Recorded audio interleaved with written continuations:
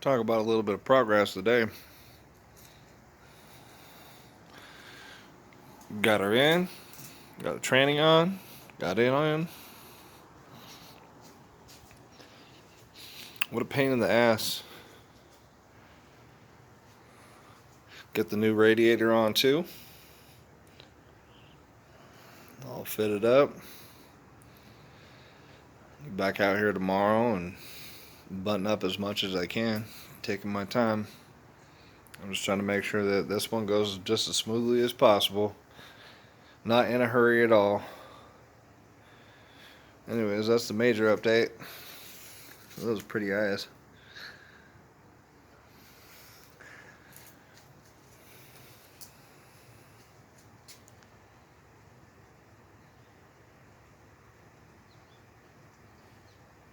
Yeah, to put the transmission on by yourself is a real task.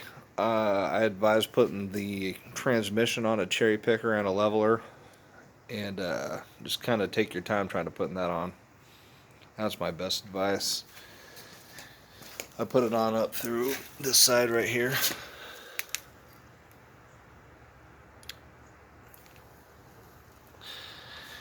And it kind of just goes up into place right there.